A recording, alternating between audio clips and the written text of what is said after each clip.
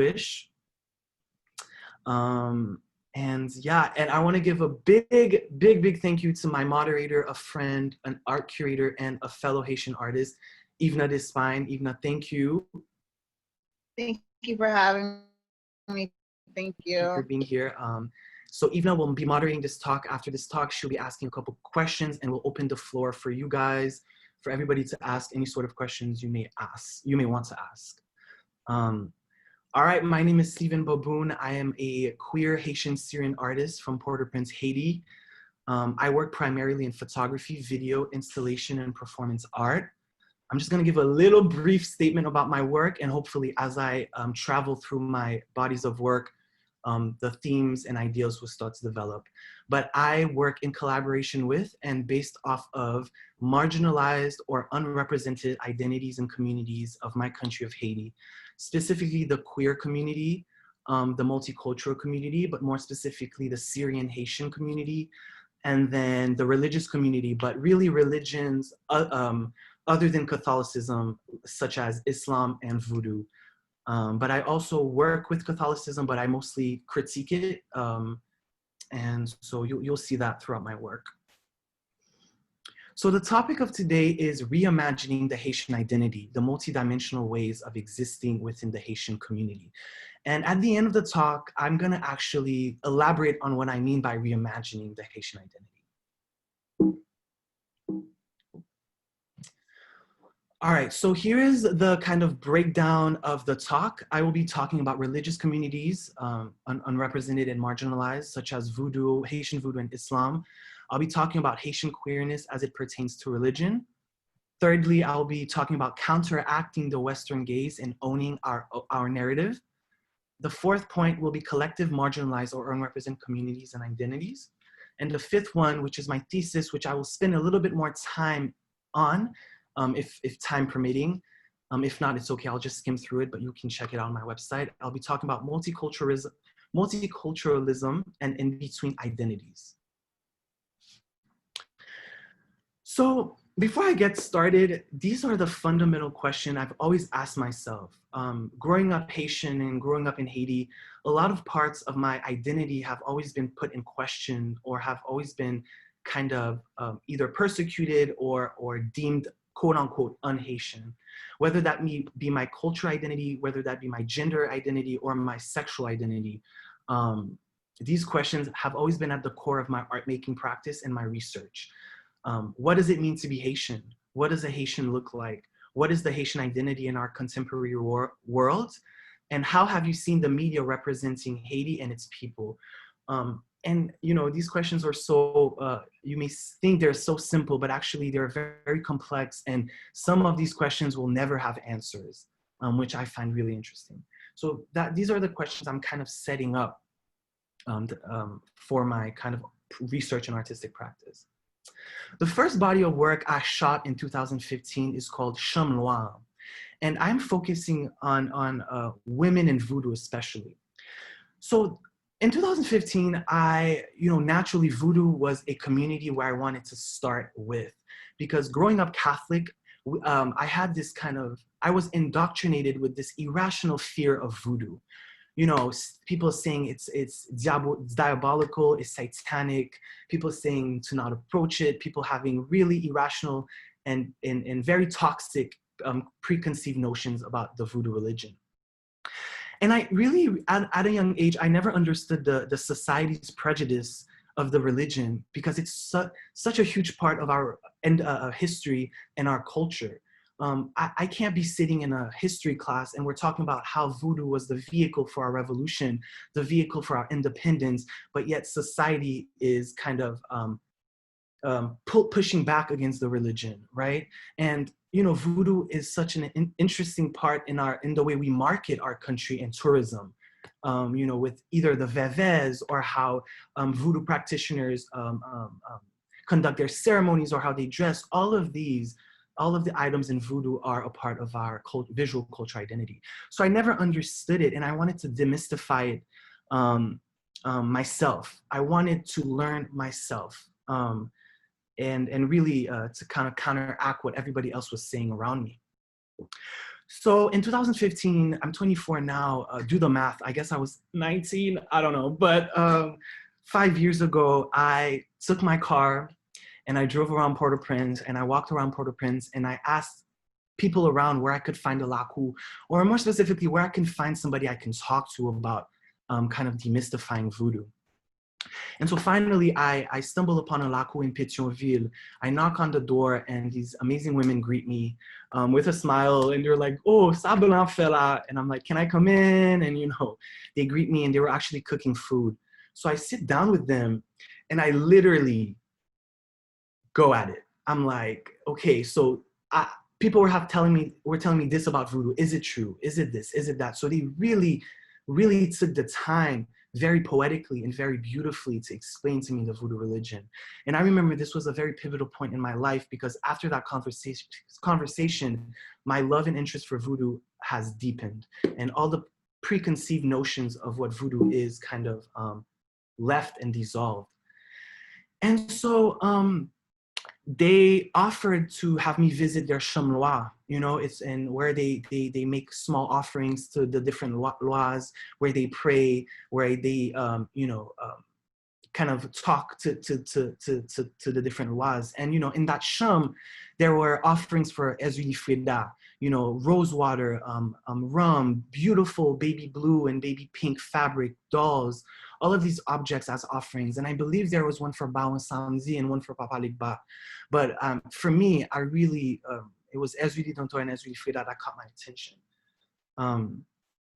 And so this opened kind of my thinking, and this really opened up my research for voodoo. And upon researching voodoo, I found out that it is a very, they celebrate queerness. It is one of the only spaces in Haiti that celebrates and honors queerness. They see queer folks as being able to communicate with both the female and male lois. They have this kind of spiritual fluidity, this spiritual literacy, and they can kind of do that. And so the voodoo religion was the first real space in my country that did not persecute the queer aspect of my identity. And so after that talk, I really was motivated to find out what other kind of hidden communities there are in my country. And I don't like to use the word hidden. I use it in quotes because these communities are not hidden. They are here. They are just invisible by whatever structures or systems the society kind of pushes back against them. So naturally, I've been thinking about my Arab culture as well, my Syrian culture, and how Islam is such a huge part of Middle Eastern, North African culture, whatever it may be. And I was like, that's another way I should start. Let's see what what Muslim communities I can talk to and educate myself in. And so in that same year, in 2015, upon my research, I stumbled upon the At-Tawheed Mosque in downtown Port-au-Prince. And the At-Tawheed Mosque is one of the few mosques in Port-au-Prince. There's one in Niagara, there's one in Okap, but it's very, very small. And so just like, when I explored the Chamlois, I did the same kind of thing where I knocked in the mosque and the imam opened the door. And, I was like, hey, I'm a Haitian student. I'm a student of photography. And I'm doing, this thing where I want to educate and enlighten myself about the religious diversity in my country. And I told them right off the bat, I want to listen, I want to sit in, I want to talk to you, I want to I want you to teach me about your community and how we can together with these images elevate and celebrate purely the Islam community in Haiti, because Haitian Muslims are here and they are such an important part of our culture and of our history and our contemporary society today. And so I really wanted to celebrate that.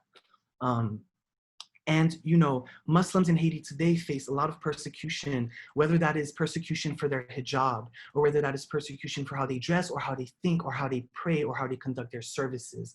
And that's really, really, really, really horrible that they have to, the Muslim community has to go through this. And Islam played a huge part in our history. In 1521, the first revolution against colonizers and slavery was not staged, but conducted by the Wolof people, which is a Senegambian people that from Africa, but that is predominantly Muslim. And it was in 1521, and it was the first kind of revolution. And, you know, the Haitian Muslims represent 1% of the population in Haiti, even less, I would say. And most of them are Sunni Muslims. And actually in 2000, this politician called San Rafael became the first Muslim to be elected in a electoral, not electoral, but a political position. I think it was he was a deputy, like a deputy, but I'm not sure. But yeah, Islam has always been in our society and community. So here are a couple images. And, you know, after, you know, these two projects, the Vodou project and the Islam project, I sat down for a second and I really felt their need and their urgency to be visible.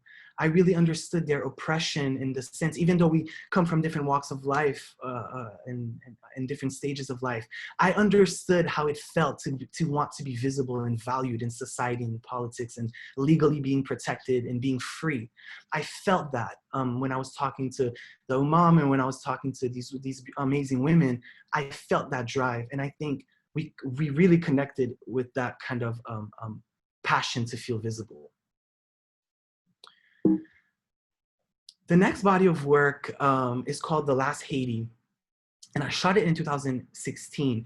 Moving away now from religious community, this body of work was a response to how the Western media portrayed Haiti. I grew up with the news always portraying Haiti in a very toxic and narrative. You know, Western media, Western photographers, Western artists always have framed our narrative for us. White photographers, foreign photographers coming to our homeland and making photo series and capturing the situation, right? And they go back to their country not even knowing an ounce of our country, and they go back and they make millions off of our images, off of our stories. So The Last Haiti was a response to that kind of narrative that the world has constructed for us. And it was, how do we tell our own narrative? How do we take ownership of our own narrative? How do we tell our own story as Haitian people? We don't need other people to tell it for us. We have multiple talented people who can do it for us, multiple talented Haitians who can actually have the mic in their hands and actually liberate their stories. The Last Haiti, you will see that a lot of the subjects, which is my family, my community, are looking at the camera. I wanted to challenge the traditional gaze that you see in art history. You know, especially, for example, the female gaze in painting and photography has always been a way to satisfy the male viewer, to kind of give the male viewer this kind of erection. And it's always, you know, women have always been objectified through the gaze of history. And that's really horrible, really toxic. And so is even the, you know, African imageries or Oriental, I want to say Oriental imageries, I'm using that word really lightly, or Asian communities or Middle Eastern communities, you know, photographs of these communities have always been a way to satisfy the white Western gaze, to kind of show the other, you know, and to make the Western gaze or the Western audience feel a little bit more comfortable. You know, I never really encounter a historical image of an African society or a Middle Eastern society that has been taken by a Middle Eastern photographer. It's always the white man coming into the country and documenting it and bringing it back to the West. And so I'm going to play a little excerpt of that.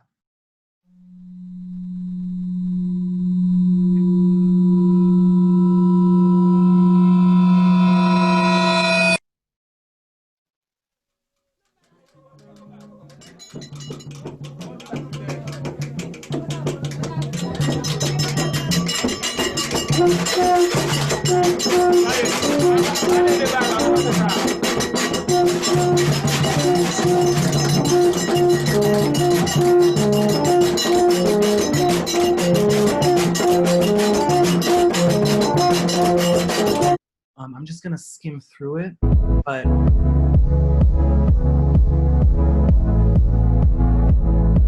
you sort of get the gist of the kind of how this video is constructed.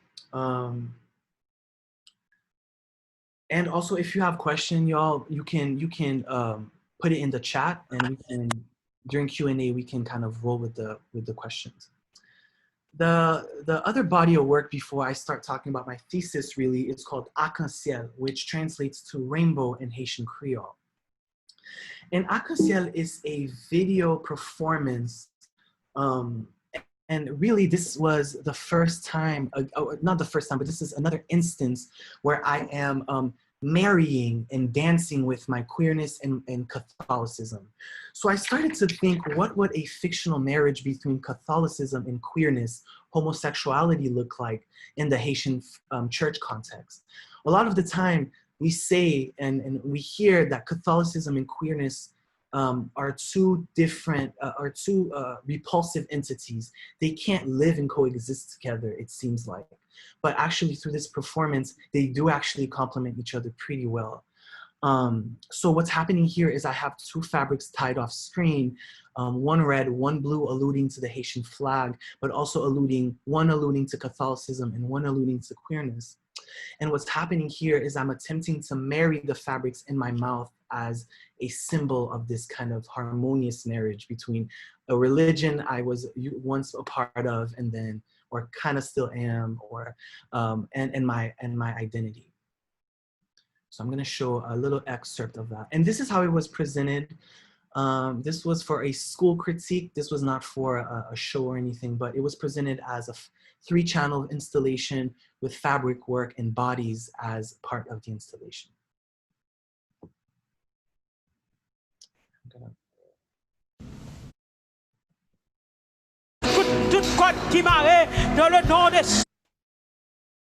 gonna start it right here.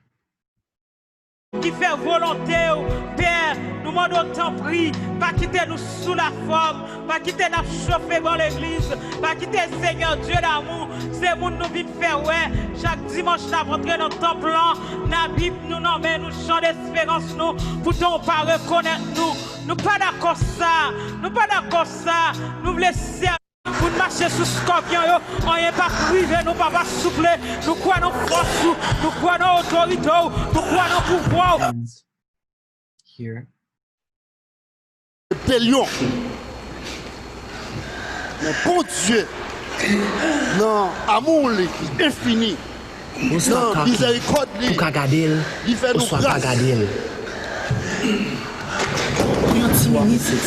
Queerness touched. Do you understand? Happiness and sadness. And at the beginning I said a religion I used to be part of, but a religion I'm kind of still a part of, Catholicism. When I say that, I mean that Catholicism was, I grew up in the Catholic Church. I was baptized. I had my communion and all of that. But now I reject this kind of ceremonial or this kind of rigid structure that the Catholic Church seems to have.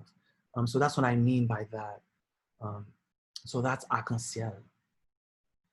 And I wanted to put this part in, reimagining the Haitian youth. What does it mean to reimagine the Haitian youth? A lot of my artistic practice is about how my community, my circle, my family, the Haitian youth, my generation or the generation below me, Gen Z and Generation Z, how we want to represent visually ourselves as Haitian bodies, in Haiti and with the international community. How do, again, this idea of taking ownership of our own bodies, of our own stages of life, how do we want to represent ourselves? And this is my really good friends, my best friends. On the left, this is Nick. On the right, this is a portrait of me and Ariel. And we're always talking about how we have shedded the mentalities of our elders, or shedded the mentalities of our parents, and are coming into the forefront of this progressive, liberal way of thinking and being Haitian, whether that is being liberal and free in our gender expression, or our sexual expression, or the way we start to think about politics and social life and human rights and social justice. And all of that comes from this kind of our youth, our community, this kind of step forward. And I start to also think, well, how do I go beyond Haiti and extend how we want to be represented within the Caribbean, right? This is Nikisha Hamilton. Nakisha is Jamaican, Trinidadian, but also is from Brooklyn. And so she is part of so many different cultures at once. How does she reconcile this, right? How does she become Trinidadian and Jamaican and from Brooklyn and American, you know? So how do we want to represent ourselves as the Caribbean identity, the Caribbean youth, the generation, you know, yeah, all of that. Again, this is Natsi. She's from La Réunion, which is a country off kind of near Madagascar, but it is a very Caribbean influenced country. And again, how do we extend this dialogue outside of the physical geography of the Caribbean? And this is MM, also Nigerian and American. Also, again, how do they reconcile both of these cultures? Being from Nigeria and also being from the US. All right, lastly, a kind of body of work I want to try to spend a little bit more time on is my thesis. It's the newest project I have been working on. It's called Melky, Have You Seen Port-au-Prince? And this is the body of work that is finally exploring my multiculturalism and the idea of being a hybrid identity and in-between identity. And I'll talk a little bit about what that means. This is now, for the first time, I'm really taking up and really focusing on my cultural identity as being Haitian, Syrian, and a mix of that. I kind of want to talk a little bit about how this project came about. Melky, Have You Seen Port-au-Prince?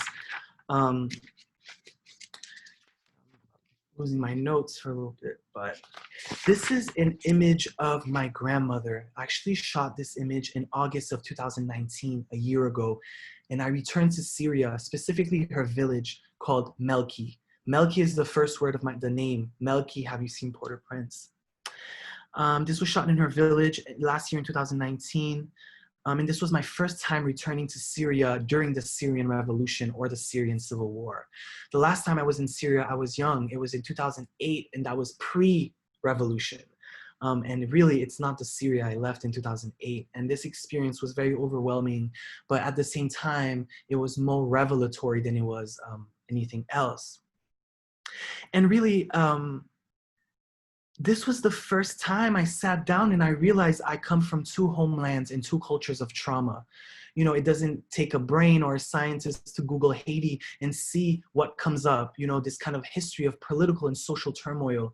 It doesn't take a scientist or whatever to Google Syria and see this kind of history of turmoil as well. And so Haiti and Syria kind of share this similarity.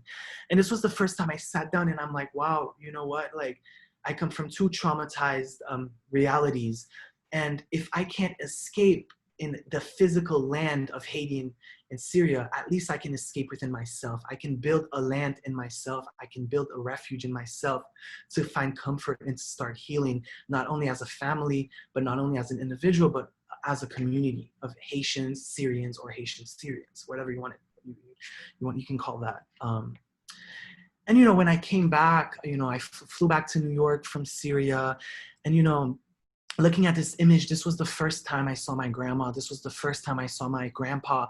This was the first time I saw my mother. My mother actually came with me for the first time as well. And I'm not talking about seeing in the functional way of seeing, because I see them all the time on FaceTime or in person. I'm talking about the more poetic way of seeing, the more human way of seeing. This was the first time I acknowledged really their struggles, their victories, their happiness, their sorrows, their immigration story, their journey in the world. This was the first time I acknowledged their whole narrative. And it really made me sad that it took me so long to really see them. And, you know, after this, kind of my artistic practice took a shift, and my artistic practice became a more communal tool, a tool of the study of culture. How can I use my artistic practice to offer some kind of clarity and enlightenment to my communities? You know, how can I use my artistic talents to bring in these conversations of culture and cultural hybridity? before I dive into actually what the project is really about, I want to give you a little story about my childhood. Actually, I want to talk about two instances in my childhood where I faced alienation. Social alienation for my cultural identity and social alienation for my sexual identity. And this was, that moment in my childhood was one of the foundation for this project called Melky, Have You Seen Port-au-Prince? So I remember I was 14, I'm waking up in Haiti and my mom greets me downstairs. She kisses me on the cheek and she says, Bonjour chérie. Hi, my darling. Good morning, my darling. And my grandma had just dropped fresh namoura. Namoura is this traditional Syrian dessert. And, every weekend or so, my grandma used to drop these amazing sweets for us as a child. And so I remember I took 2 namouras and I go to my mom's garden in Haiti. And I sit down and I had a really, really rough week that week as a 14-year-old. Imagine being 14 and what a rough week looks like, at school. And, I'm sitting there and I'm thinking about my week. And again, these two instances of social alienation for my cultural identity and for my sexual identity. I take a bite of my namoura and I close my eyes and all I could remember is saying, Stephen, don't cry. Today I tell myself, I'm not gonna cry, I'm not gonna cry. And as I savor the sweet and I go back to my week at school, I hear Rabodai playing in the distance. Rabodai, this kind of traditional Haitian street music. Rabodai and compas, coming from outside. And I remember my day, I replay my day at school. Blanc, blanc, gade blanc, sak fo pa toune nan peyi ou. I'm greeted by a group of kids. Foreigner, foreigner, look at that foreigner. Why don't you go back to your country? And I kept thinking to myself, what country, foreigner, what, is in the land I walk on my country? Do I not speak the same language? Do I not think that Toussaint Louverture was the biggest superhero that ever lived? Blanc, go back to your country. What country? I remember keep repeating. And, I take the last bite of my dessert and I replay another instance during my day at school. Masisi, koto prale, this kind of soundtrack of my life. Fag, where are you going? They wave at me during school dismissal. And I told myself I would not cry. And, I'm hearing Arabic gospel music coming from inside my house, and I'm listening to Haitian music, compas, rabodai, whatever it may be, coming from outside my house. This sonic meshing of cultures, and even this sensory meshing of cultures. I'm eating a Syrian dessert under the Haitian sun, and for a moment I'm like, whoa, like I'm mixed, man. Like I really do not fit in anywhere. I do not belong anywhere. I'm not Haitian enough. I'm not Syrian enough. I do not fit in both of these environments fully. And this idea of I'm not Haitian enough, I'm not Syrian enough is kind of one of the foundations for the project. So finally, what the project is, I'm looking at my identity as a queer Haitian Syrian, but more specifically, I'm looking at how my family's journey in the world created this identity I bear, an identity that is in between, ever evolving, fluid, and what I called floating. I'm not Haitian enough, I'm not Syrian enough. And I use the following frameworks to research and illuminate and expand on this existing idea and this existing conversation around identity. I use the framework of family and history, memory, immigration, confronting the in-between fluid sense of being, and even textile and fabric as a tie to my cultural visual identity and in homage to my grandma's art making practice. I bring in personal and family moments in both Syria and Haiti, and finally, physical landscape of both countries and language. I'm excited to be introducing the first scene of Melky, Have You Seen Port-au-Prince? My mother is looking at me in the water and she's saying in Creole, "This is my son, embraced by the Haitian sun, fed by the Syrian cuisine of my grandparents. This is my son, floating in between homelands, in between water, between Haiti and Syria. Not Haitian enough, not Syrian enough. This is my son. Because of Syria, he is Haitian. Because of Haiti, he is Syrian. This is my son, floating in between, just like me. This is my son."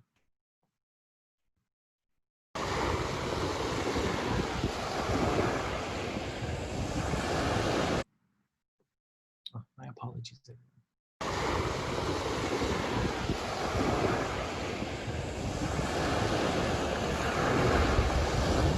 Ça c'est petit moins. Soleil haïtien en bali goa roulade. Li manger l'emmène grand-mère à grand-père qui portait cuisine syrienne avec yo.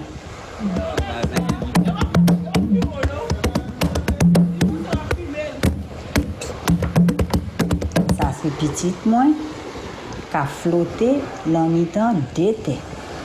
Dans mi-temps de l'eau, dans mi-temps Haïti et la Syrie.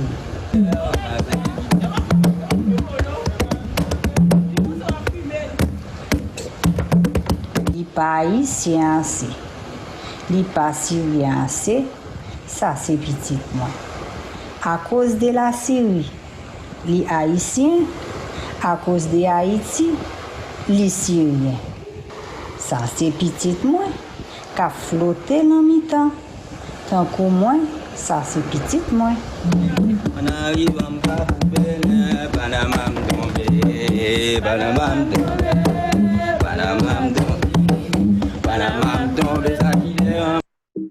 So this is the opening scene of the film.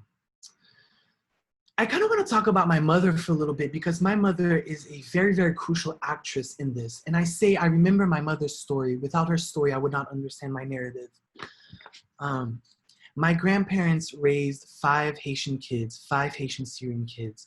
They called my mom Lorianne. And I thought to myself, what a beautiful hybrid name. My mother is a proud Haitian singing the tunes of Topikana and Top Vice as she walks to school. My mother is a proud Syrian. The way her Arabic caresses her lips and trickles down her long jet black hair always mesmerized me as a child. Her Arabic wasn't as good as her sister's, but it was broken, but it was hanging on just enough that you can taste the sweet Syrian peaches her parents had planted before they left for Haiti. My mom is one of my collaborators, but she's also a crucial actress in my thesis and my research. She is the first instance of this hybrid identity I talked about, this in-between identity, this floating identity. She is the first prototype, I would say. Before I contemplated my own cultural identity, she was the first one to feel that instance, that feeling of being culturally displaced, of being alienated, and of being in between.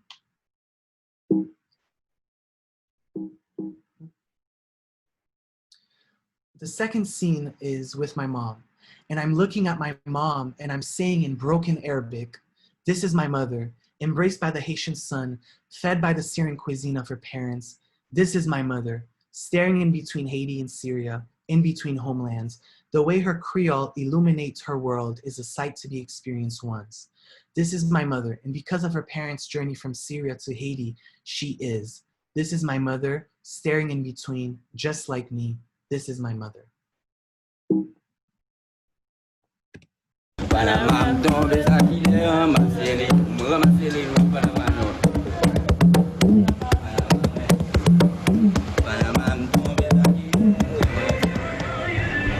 هاي أمي بتخوشها شمس تعبير هايتي وبتاكل من مطبع سوري من أحلى. هاي أمي تطلع بين هايتي وسوريا بين لبلا تاريا اللي بتاروي فيها كريول علما. هاي مش حق لازم جربوا ملغا وحدي.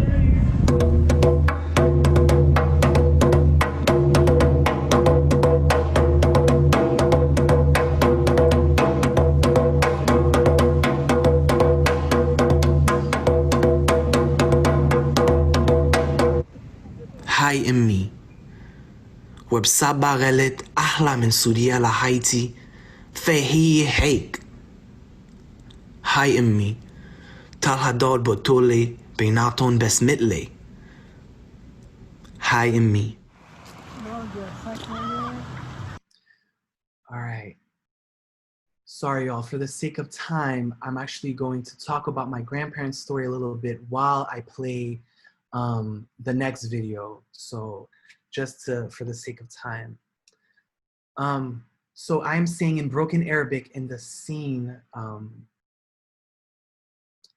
I'm saying, as I look at the gathering with me, my mother and my grandparents, I am coffee. I smell differently depending on what land you walk on. I taste differently depending on what land you walk on. I pour differently depending on what land you walk on. I'm the morning coffee as I sit among the hibiscus flowers in my grandparents' garden. I hear the distant sound of Rabodai, a sonic voyage only experienced in Port-au-Prince. It's 7 a.m. I'm wondering if it's too early for music. I'm the morning coffee in Melki, 3 to 4 hours away from Damascus. I hear no sounds as Sundays are quiet. The church bell rings. Oh, service is over already? I wonder if my grandmother went today. I swallow my coffee as my grandfather is in the car waiting for me to drive him to buy goat meat for tonight. And as I play the video, I want to talk about my grandparents' immigration story. I will play the video. Actually, I will pause the video at a point and then I'll talk about their immigration story.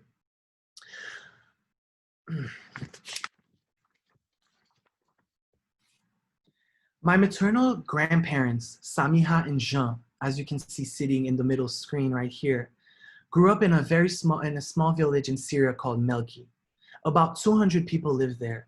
Samiha and Jean fell in love in Melki, spending nights talking about their dreams for a better future over mint tea. Born in poor families, they saw everyone around them leave the village for a better life. Every month, as my grandfather worked the olive field and baked bread to support his mother and 3 brothers, he would hear news about people leaving the village. Jean never went to school. He lost his father at a very young age, forcing him to become the sole breadwinner of his family. Maybe it was time he left the village as well. One day, my grandfather did not return to the olive field. He promised his love, Samiha, that he would return for her. He could not stay. He left, Samiha cried. With his 3 brothers by his side, Jean took a boat to Brazil. He left Brazil, he spent a week there. Docked in New York City, he left New York City, he only spent 3 days there. And finally in the 1950s, my grandfather left New York City to embark on his final destination, a land that would soon adopt him and his family, Port-au-Prince, Haiti. After a couple months of living in Haiti, my grandfather returned to Melki for Samiha, his love. Jean returned with very good news. He had found another love, a love he was eager to share with Samiha, Haiti. They got married almost immediately. With no formal education or money, Jean and Samiha left the Middle East for the Caribbean soon after their wedding. With no prior knowledge of Haitian culture, the language, the way of life, they embarked for their new home. And again, my grandparents' immigration story plays a very, very huge part in my research and in this body of work. Finally, I want to leave you with this, what I mean by moving forward, the power in reimagination. What do I mean by reimagining? Imagination provides an alternative space, an alternative way to think about how we can reform oppressive structures that has fostered this lack of understanding towards our neighbors. What reimagination helps us to think about a different society outside of prejudices, outside of political or societal violence. The reimagining helps us to build ourselves in total freedom, liberating our expressions in culture and gender, but still remaining and maintaining our Haitian identity in its fullest. Reimagining who we actually are and what we can be, building ourselves strong enough where all of the unique parts of our identities and existence, queerness, religion, whatever it may be, contributes and strengthens our Haitian identity. Also, reimagination helps us to conclude that there is no right or wrong way to be Haitian. It is dismantling the restrictive standards of existing within Haitian society. It is breaking this idea that there's only a one way to be Haitian. So with that, I don't want to talk any further. I apologize for going a little over, but thank you so much for listening. Thank you so much for being here. You can look at all of these bodies of work at stephenbaboun.com in its entirety, and you can check me out on my Instagram at stephenbaboun. So Yvena, with that, I'm gonna give you the floor. I'm gonna stop sharing and we can start the Q&A portion of our talk. Yes, I have to thank you for such a strong presentation. I've worked with you before, and I've seen bits and pieces of every part of the videos that you've shown. But I think this is the first time that I'm actually seeing everything as a whole and hearing you and your perspective of everything all in one place. So that was really, really emotional, I can say. And it also, I believe, gave a better understanding as to where you're coming from as an individual, because before seeing all of this, I really didn't understand like where you were coming from in the sense of struggling with identity. Mm-hmm. Yeah. So I'd like to ask a few questions, and also if anyone in the audience has any questions, please type them in so that we can get to your questions as well. But starting with the film RANTRE, there's a scene where you're struggling with a piece of fabric. We didn't actually get to see that full scene. However, you are sitting in the middle before seeing the opposites, and you're just, it seems like you're struggling and fighting to pull this piece of fabric from underneath you. I wanted to know, oh, sorry, that was the wrong movie. You mean Arc-en-Ciel? That was Arc-en-Ciel. Yeah, it's okay. It's okay. Yeah. So I wanted to know, what is the initial struggle that you were fighting with and trying to release? Yeah, good question, Yvena. So in the film Arc-en-Ciel, the one where there's the church sermon and I'm pulling the fabric, at the beginning, I'm actually pulling a dress from underneath my crotch or my butt area. I'm sitting on the fabric. And you can see I'm struggling to pull it out because the weight of myself is going against all of that. And so literally I'm giving birth to my queerness. I'm using gender fluidity and the accentuation of my own femininity to accentuate my queerness in this religious space. So I'm actually literally giving birth to this part of myself and liberating it and wearing it to church, or wearing it in this kind of alternative church space or stage I've created, right, with the sermon and the fabric and all of that.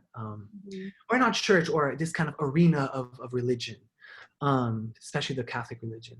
So it's literally giving birth to a part of me that has been oppressed and silenced by external forces for a long time. And actually, Yvena, if you see on the left and right screen, there are two characters actually pulling me back and forth. And sorry, Marvin, I'm gonna mute you for a second. Oh yeah, no, sorry. It's okay, no problem. That was really cute though.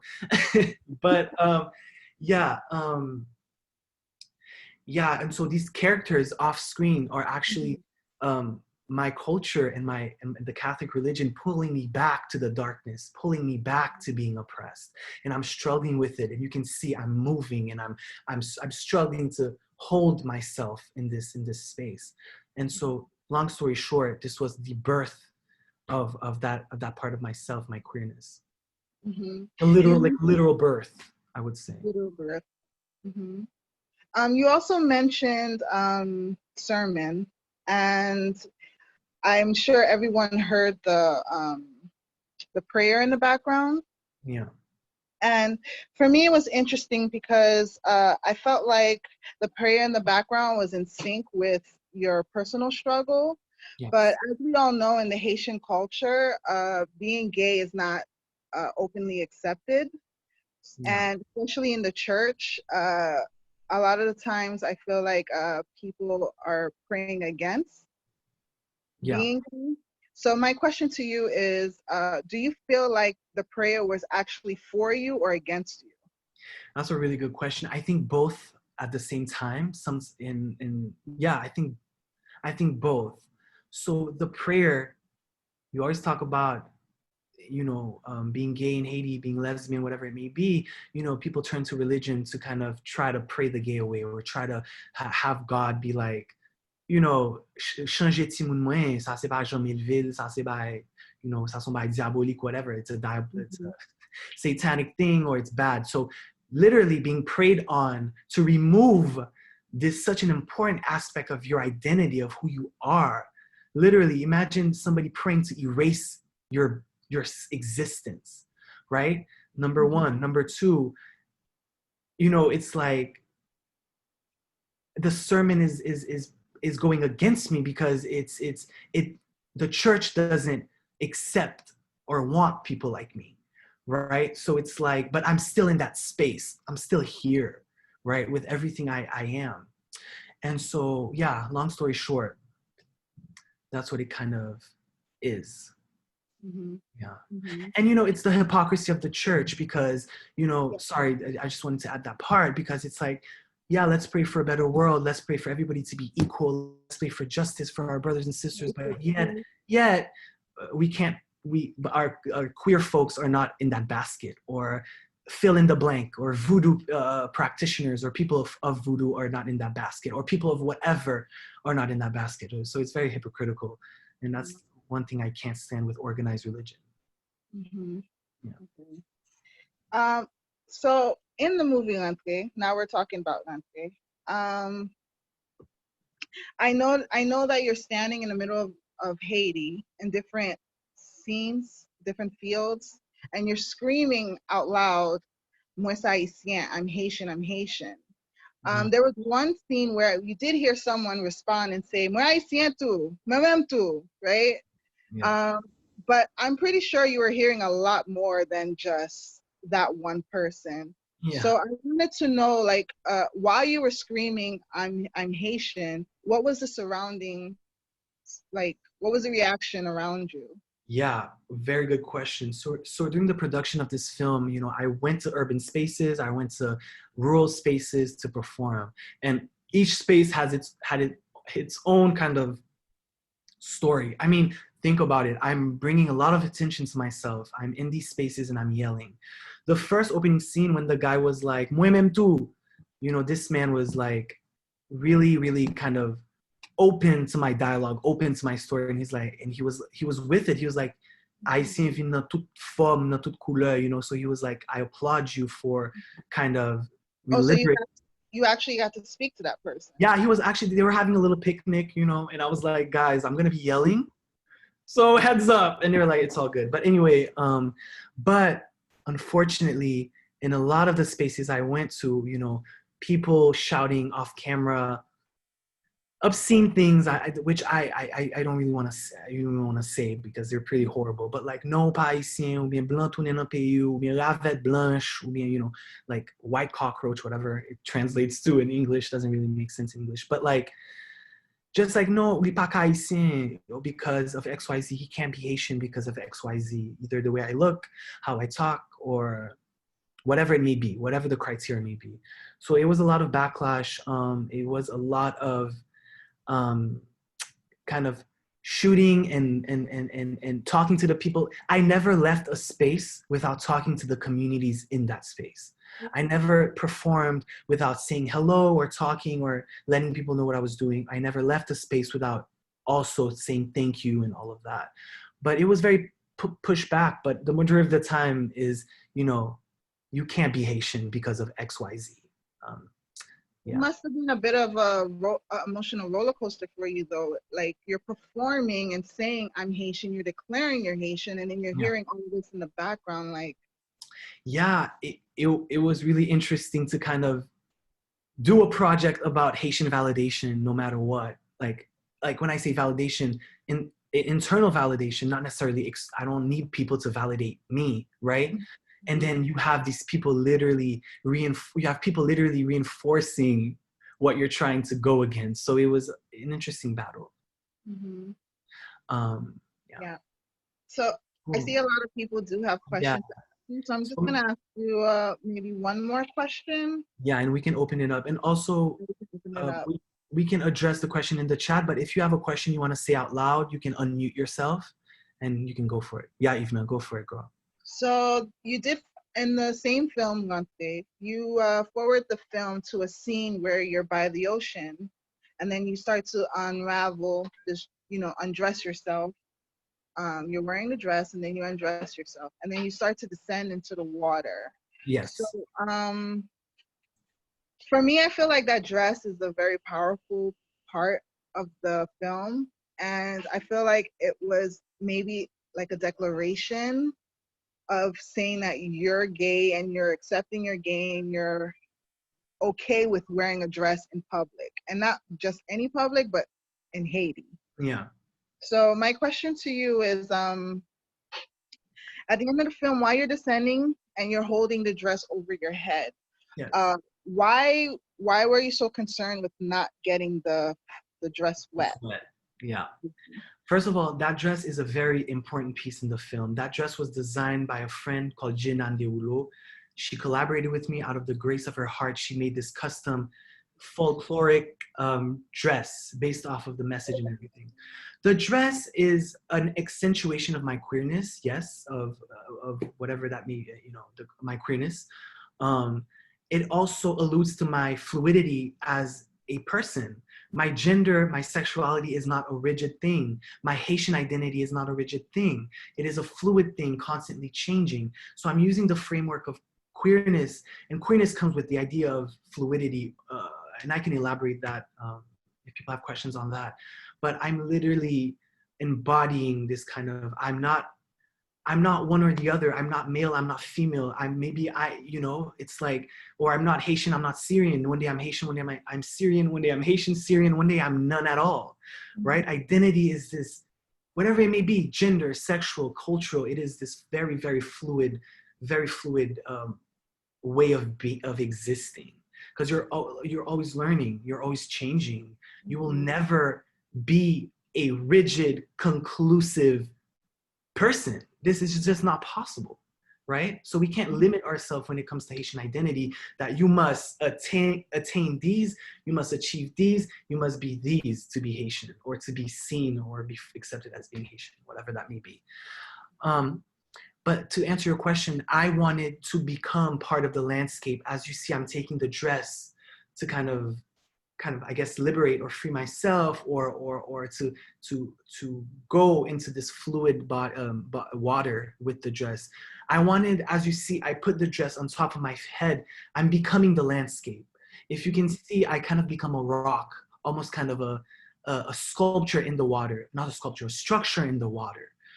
So I kind of start to imitate the landscape and become this liminal space I'm returning to, which is the ocean. And yeah, it's not necessarily not to get it wet. It's more to become the ocean as well, to marry it as well, to become part of the landscape. And also, if I got that dress wet, no, then that would kill me. But yeah, that is the reasoning behind it. Well, if I can just interject one more quick question, sorry. I'm trying to steal the stage from everyone, but great. I'm just curious to know, how receptive are Haitians towards you today? Whether here in America or in Haiti? It depends. You can never generalize people or a community. It just depends on the space I am. I mean, I think the diaspora in New York, I want to say, has been the most receptive and interested in my narrative and my artistic practice, and interested in all I am. So I feel so loved and embraced here in the Haitian community in New York. And even in spaces in Haiti, some people are willing and receptive and accept me as equal Haitian, obviously, but some don't, whether that is my queerness, like I said, whether that is my cultural identity, there's this kind of blockage, this kind of disconnect, so it really depends on the space. And I'm not here to prove anything to anyone. I'm not here to prove that I'm Haitian. I'm telling you I'm Haitian. You can take it or leave it. That's not my issue.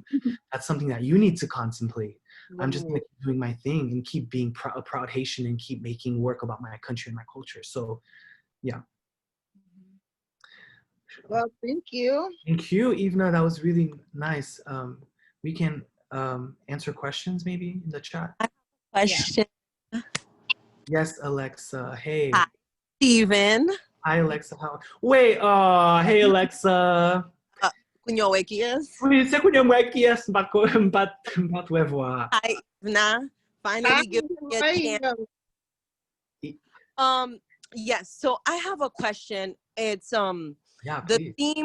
theme that you bringing up is reimagining Yes. Haitian identity, like multidimensionally, I want to say.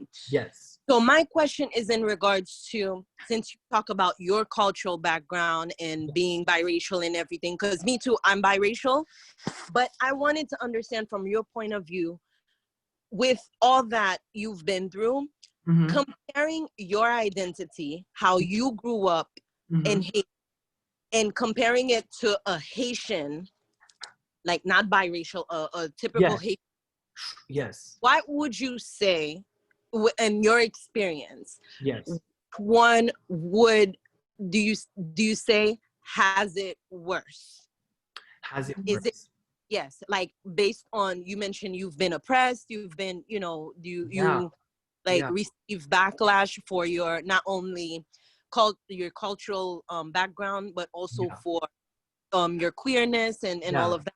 So I want to say, based on your experience, what and this also has like a second question, but based on your experience, which identity you feel has gotten it worse? Like when you say which identity, you're talking about which, like queerness, multiculturalism, religion? Talking biracial, talking about like your with your cultural identity evolving in the Haitian space. Yeah. Your identity being you, even Baboun, and comparing it to, I don't know, Jean Dumas in Haiti. Which one would you say has been more accepted, or like been faced more challenges? Definitely, I understand. Yeah, Alexa, great question. I'm asked this question pretty regularly. I have to first and foremost acknowledge my privilege in Haiti, and as a Haitian, I have to acknowledge that I had the privilege of leaving Haiti at a young age, 17, to go to college, to literally kind of discover myself, my gender, sexual identity, whatever, in a fairly safer environment. Whereas the Haitian living in Haiti, or living in other conditions, either lower middle, I hate using the class words, but to get my point across, either the lower class, either middle class or lower middle class, lower middle class, it is harder. It is harder because you don't have that kind of freedom. And also you don't have that kind of freedom. I can even say, like, I had a room growing up. I had a personal room by myself. I could lock my door and explore myself, right? And my gender expression, and read and all of that. You have the queer Haitian living in Unzi Jalousie, who is sharing a room with 10 other people, that doesn't have that privacy, that space to kind of be and contemplate, and also, Alexa, does that make sense?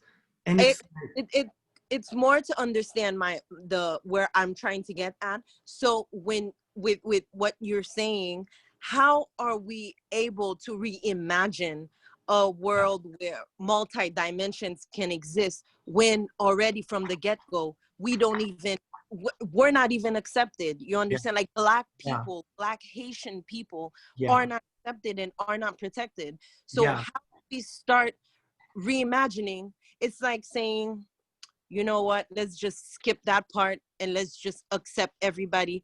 And like, I don't see it. I don't see how it's going to be possible. Yeah, Alexa. And this is, you're right. You're 100% right. There is a big lack of acceptance. And it's like, it comes from government, political kind of indoctrination, not even having basic protections for LGBTQ folks, it comes from even through us Haitians, whatever it may be. We don't accept each other. We don't love each other. Do we really care for each other? Haiti is a society where it's every man for themselves. So even like Alexa said, it's hard, like, to even start to imagine how we can accept each other in all levels of society. I mean, this idea of reimagining, using the imagination as an alternative space, honestly, it's at the standpoint of how we can start to build a framework, imaginary or concrete, right? Start building these dialogues, these conversations, trickling down to education, trickling down to kind of the daily conversations of who we are as Haitians. But Alexa, that is a very good question. Lidu, ça sont Yeah, questions very complex. In my opinion, of course, it's very complex. Yeah, and I want to, Yeah. and I would say, like, I'm saying reimagining the Haitian identity, and I want to start to show que, you know, this multidimensional aspect of ourselves. Once we can understand all parts of ourselves, we can start to kind of move on. Because if there is a humanistic divide, like if I can't sit in a room with Alexa because she's this, she's that, you know, how are we gonna take the first step? So this space is not a concrete solution. You know, it's not like this is what needs to happen to change the world. This is just my research, my thinking, my practice, using all of that and using the imagination as a space and to dialogue about these things. So Alexa, do you have any follow-up or? Yeah, it's very complex in my opinion, because I feel like either ways, if we go that route, a group will always be left out. You understand? But right now, me with the experience of my experience in Haiti, I've always seen that, and it, you can't deny it, that the color of your skin is going to give you some kind of privilege. People are going to give you respect based on the color of your skin, your last name, who you're around.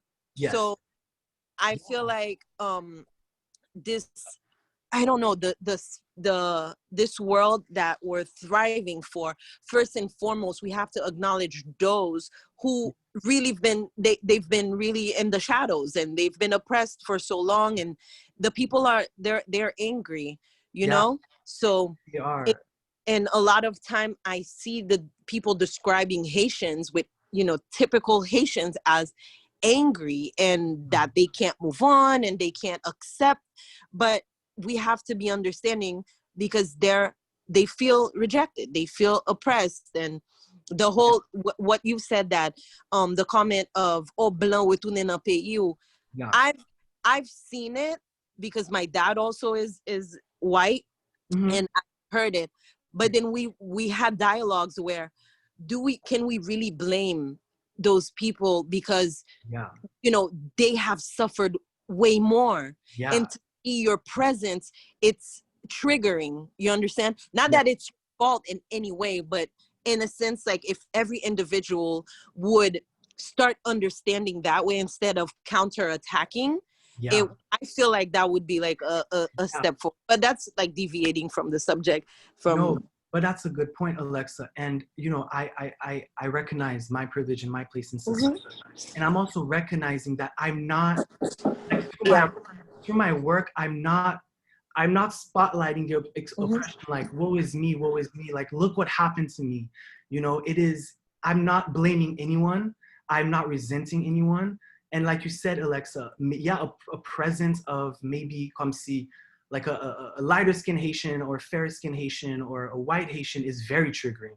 And you're right, race does play a huge part in society. And we can't, like Alexa said, we can't blame anyone for that kind of resentment or that kind of anger at all. What I'm getting at is I am not trying to seek any sort of validation or to kind of elevate quote unquote my oppression, or to have anybody have any form of sympathy. It is just a presentation of my reality and my experiences, you know?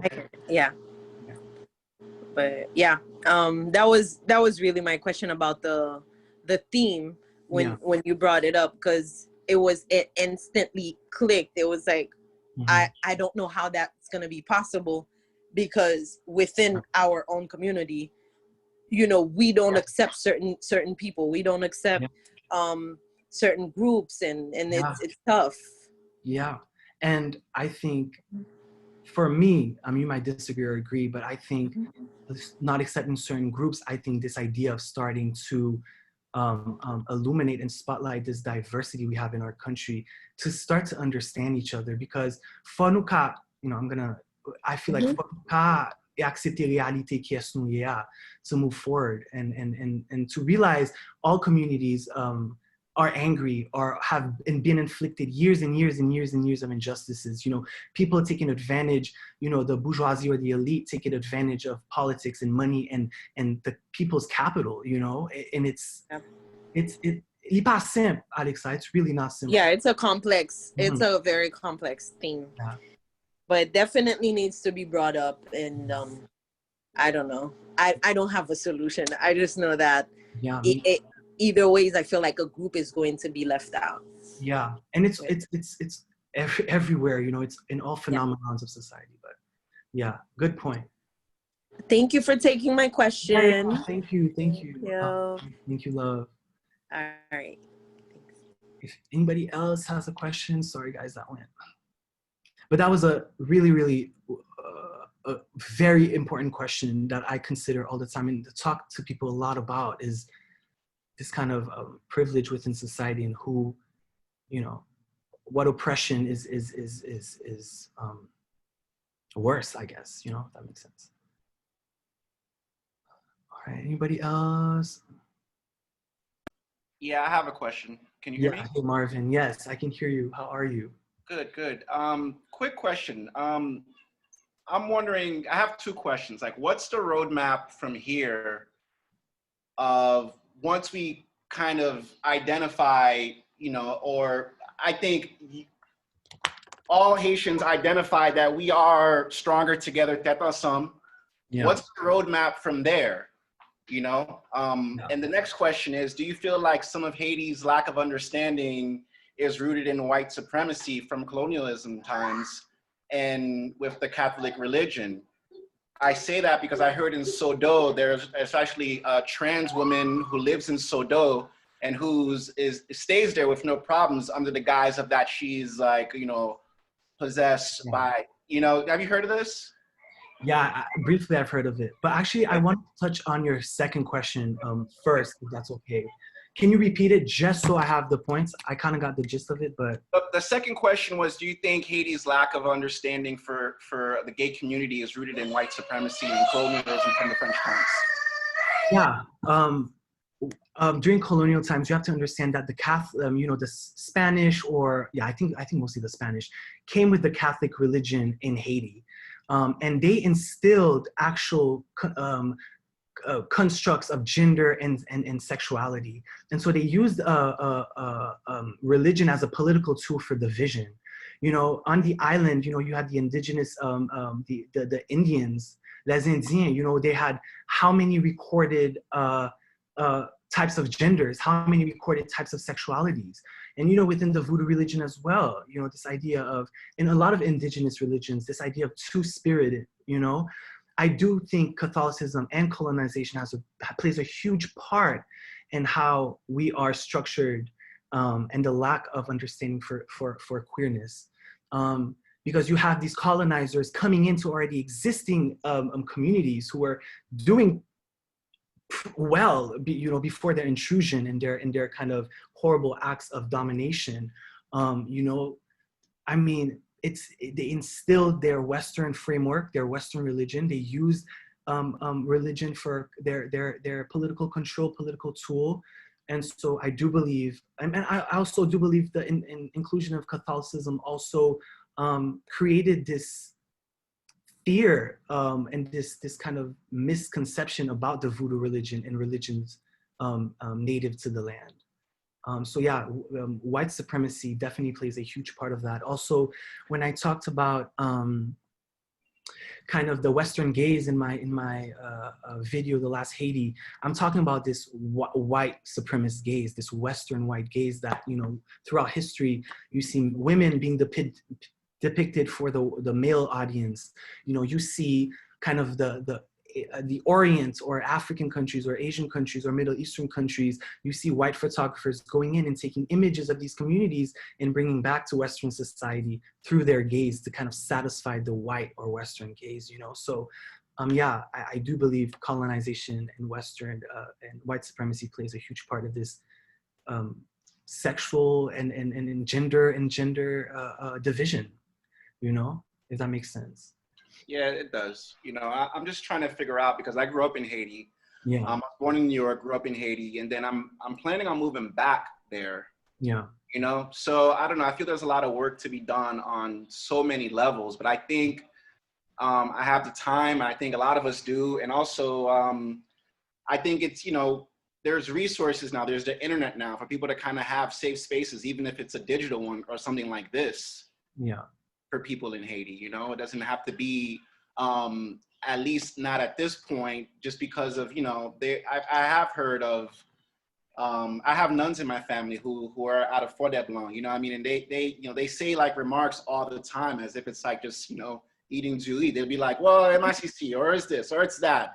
And they say it so like fluidly, like it's not a big deal. Yeah. And I honestly feel like it's just it's a mind state over there. So I'm wondering if, like, you know, is there other ways for gays in Haiti to feel safe? You know, because I heard there was, I'm sorry, let me just finish this last point. I didn't mean to cut you off, but I feel like there was like a parade planned and it got canceled due to, I mean, like, what the hell, you know what I mean? Yeah. Yeah, Masimadi was scheduled to be this kind of Haitian pride.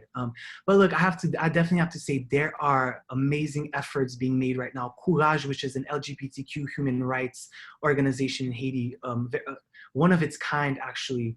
Unfortunately, their leader, Charles Jeudi, was killed. But they are literally doing the hardest work, you know. And they're doing the most important work. So there are spaces like these, and also, like I said, the Vodou religion is a lot of safe space for queer Haitians as well to express themselves and to talk and to find some form of refuge. But it's hard. It's hard. The day raising a family as a queer Haitian, or seeking medical help, or being out in public, going to the market, going to this, going to that. You know, there's a lot of work to be done. And I don't know if I have the answer, the kind of the bigger solution, you know, but we can start to think in dialogue, and create, you know.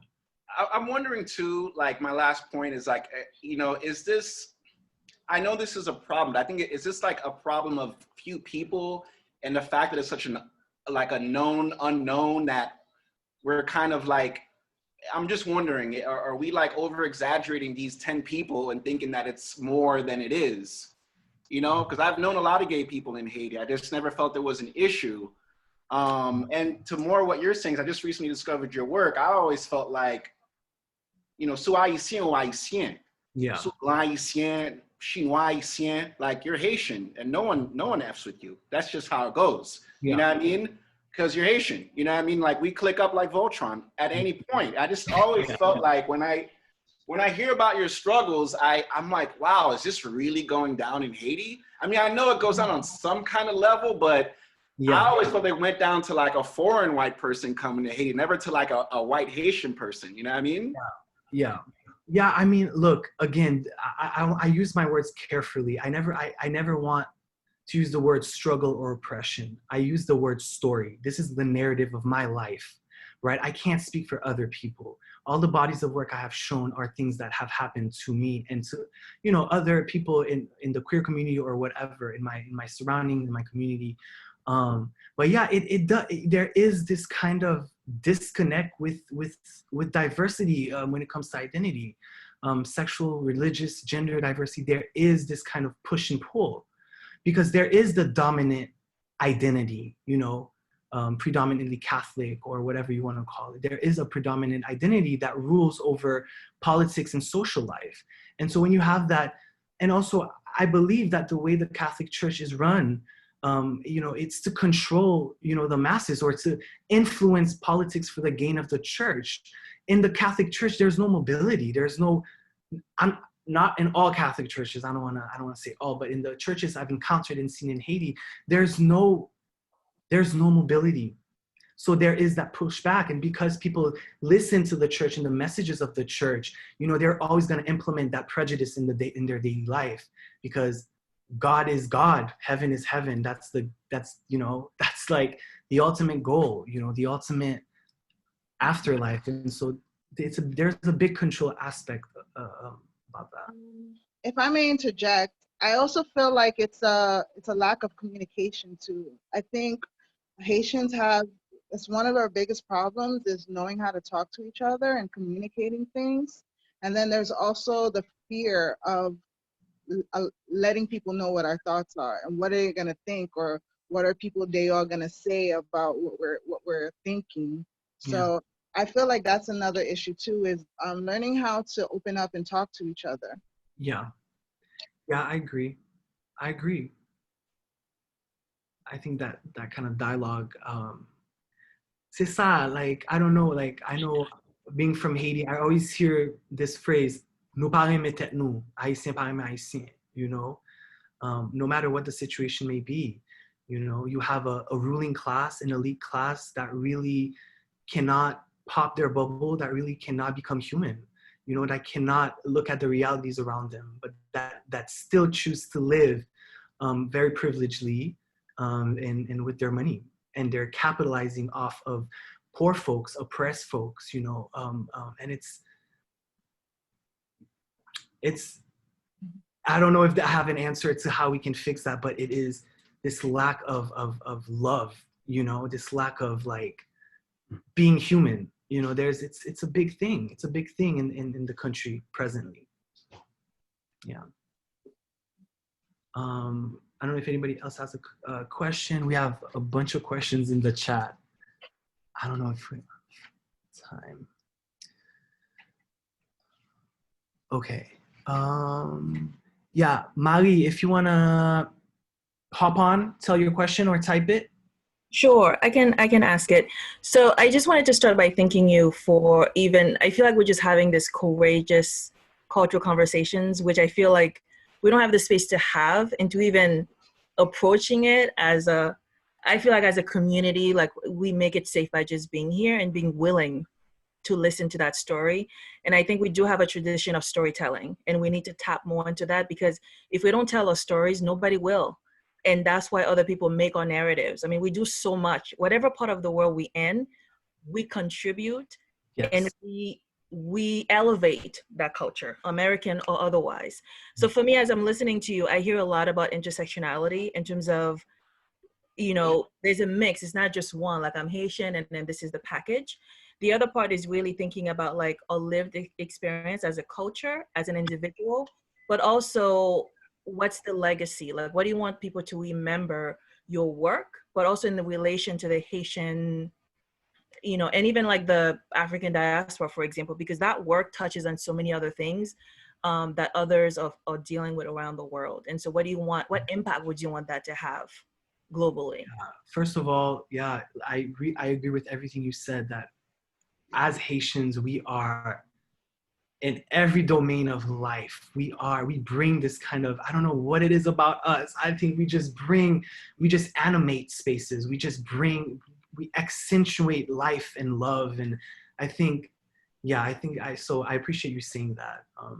That's a very tough question. This kind of legacy, what I want people to remember. I guess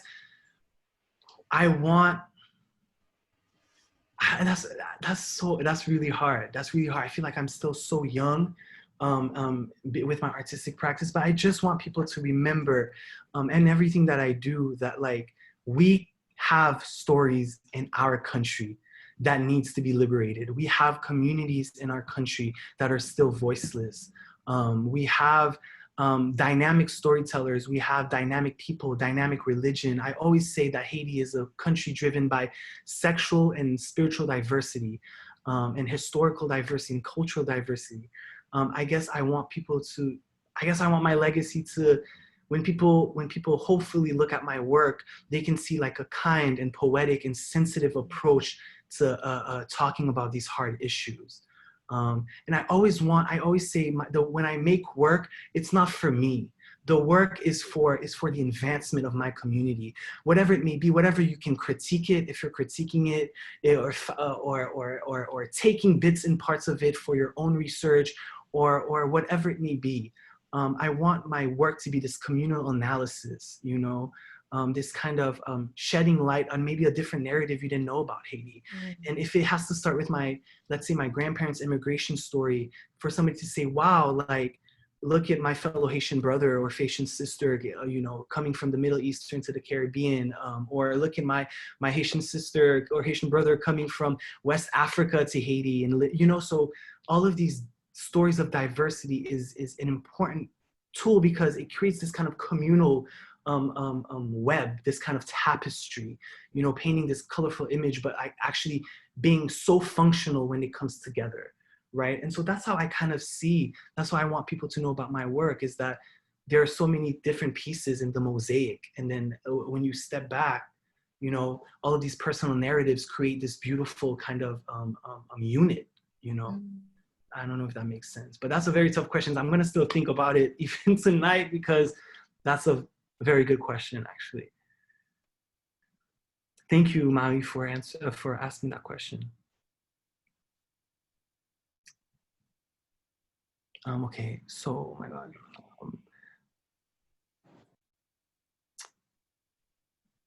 Okay, Krista. Oh, yep. Anybody else? Yeah. Hey, Steven. Oh, hey. Who am I? Who's speaking? This is Nora. Hey, Nora. I'm in Haiti right now with very poor Digicel service. So wait, Nora. Bear with me. Nora, we went to school. Did we go to AU together? No, we didn't. No, okay, different. I was like, is that Nora from my French class? Never mind. Okay, never mind. So actually, I got on late. I just want to, first of all, I want to say good job, amazing job. Kudos to you for sharing your story, and for so many different reasons. And firstly, I wanted to ask, I think I missed the part in the presentation. What was the opportunity that your grandfather saw in Haiti that he chose to migrate here? I don't know if that was covered in what you shared. Yeah. But I was curious about that. Yeah. So it's so strange. You know, I always like it's so, I'm like, wow, like, you know, coming from the Middle East to the Caribbean. But first of all, you have to look at a history of Arab migration in Haiti. Arabs have been migrating to Haiti as far as kind of, I want to say, I know Syrians came in the 19th century, but I think the first Arab immigrants were either Lebanese or Palestinian. And in the 18th century, I don't know, don't not quote me. I can get you. Okay, no worries. But you have to, so there's a history of Arabs migrating to Haiti. And so my grandparents are also taking part of that narrative, but my grandpa didn't even, you know, he set out to the Americas in the 1950s. Fleeing economic or political oppression and unrest.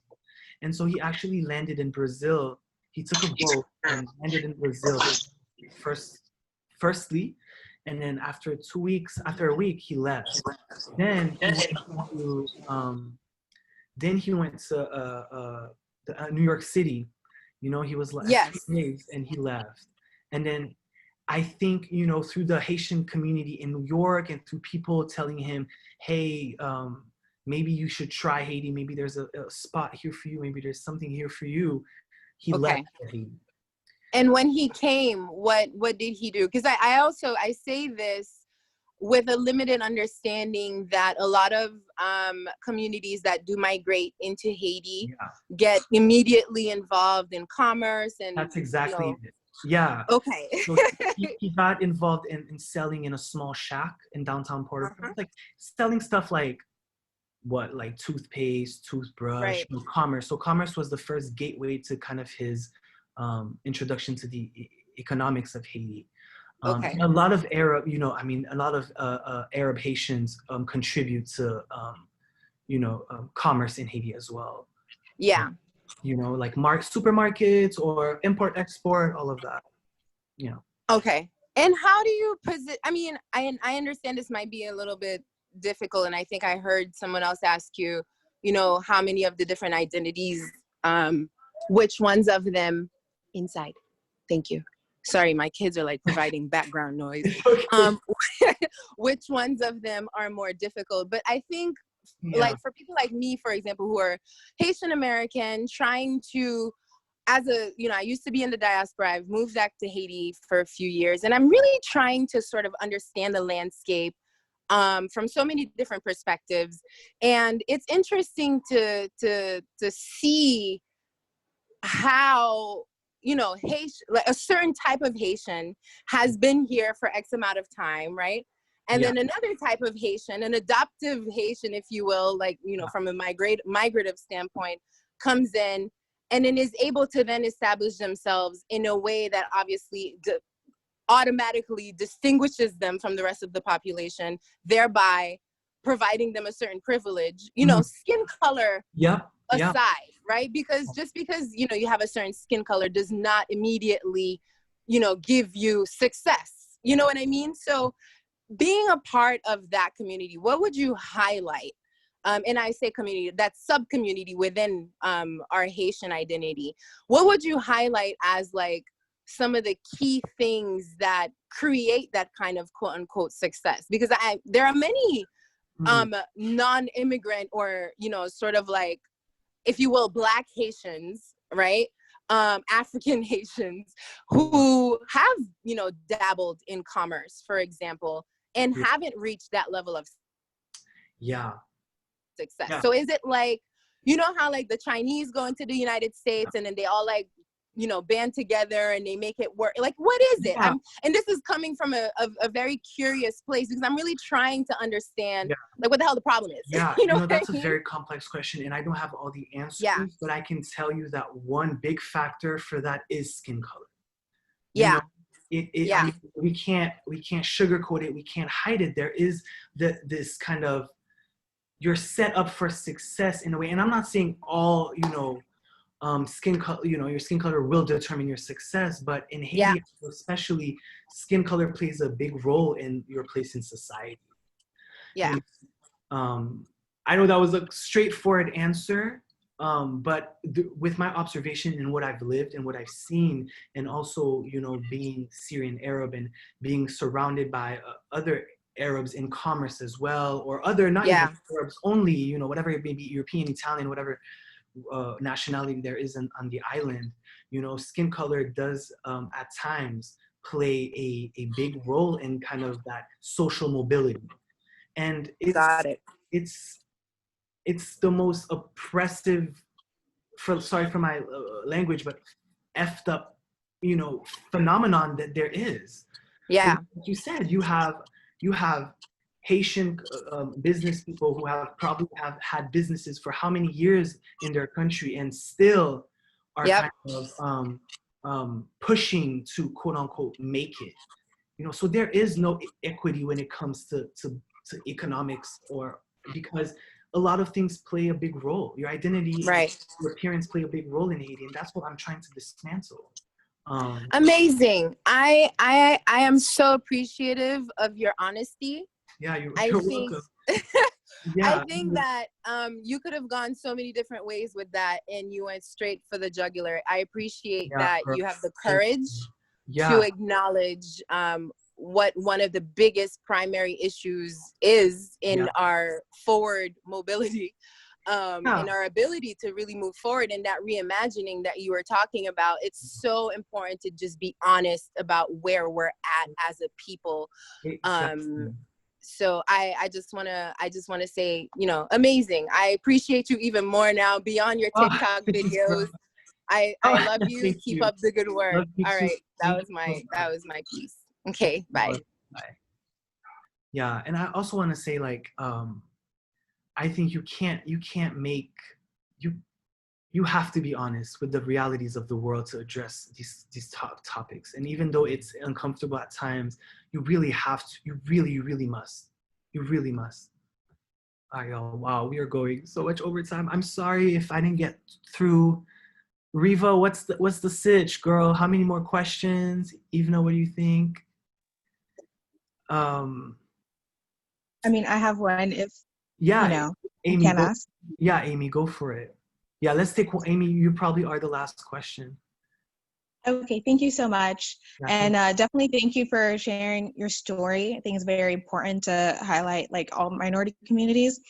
Like my question was about kind of just Vodou in general. Like, do you feel like certain outside cultures like non-Haitians, or even like the Haitian like diaspora that didn't grow up in Haiti sometimes like glorify voodoo in a way, like when they don't really like understand it. Because there's, you know, there's two sides to a lot of things. Like you can either completely, you know, bash it without understanding, but also on the other side completely glorify it. And that's something I think has been just a lot more apparent with like a lot of like new Haitian artists, even some like who maybe from like, you know, minority communities, like using like the symbolism and all of that, and seem to, again, like from an outside perspective, seem to be using it in kind of like a superficial way.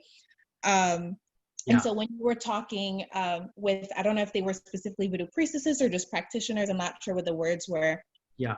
I was wondering, like, you know, is there anything that they said that kind of made you understand like that dynamic between, you know, them, like, you know, being open about their practicing voodoo, and why, you know, they may be oppressed for a particular reason other than, you know, colonialism, and, you know, kind of that dynamic, anything that like shocked you and made you understand, okay, well, I guess I have a better understanding of why they feel like they have to, I guess, hide it at times, or why other people may view it this way because people don't know X, Y, and Z. Yeah, you know, it's gonna sound, okay, well, I'm just gonna say it. But in 2015, I was really young. I was 19, and I was very young to voodoo and really researching it. One thing that they said that really, you know, kind of made me kind of like automatically flip a switch is they said something, and that may be their personal experiences, the women, and how they approach their religion. But one thing they said, and I loved, is that they go to church like everybody else. But voodoo for them is an other way to reach that spiritual realm, to reach that kind of spiritual interaction. You know, you go to church, but for them, they told me voodoo gives them another dimension, another depth, because they can literally communicate, talk to their ancestors or to the lois. They can give thanks to the physical land. You know, they can cure, they can touch, you know, and you know, I don't know why that kind of part, when they said all of this, that voodoo for them it complements their Protestantism or their belief in a, I guess you want to say, a Christian God or whatever. Voodoo is another realm for them to kind of reach that spiritual literacy. And for me, Amy, that changed so much. I don't know if that answered your question, but your question really triggered that part with my dialogues to them. Yeah, Amy, anything I'm missing? Yeah, so, just the part about like, you know, people that are not like from Haiti kind of glorifying voodoo without actually knowing it, and all of the symbol, using it in a superficial way. Like, what do you think about that? Yeah, you know what? I see a lot of, you know, veves in art nowadays. You know, I see a lot of ezuli dantos and a lot of voodoo kind of symbolism and items and all of that in art, painting, whatever it may be. I think it just depends on the artist. I think the honesty of the artist comes from having a conversation with them. For me, you know, I can't judge the connection the person has in voodoo.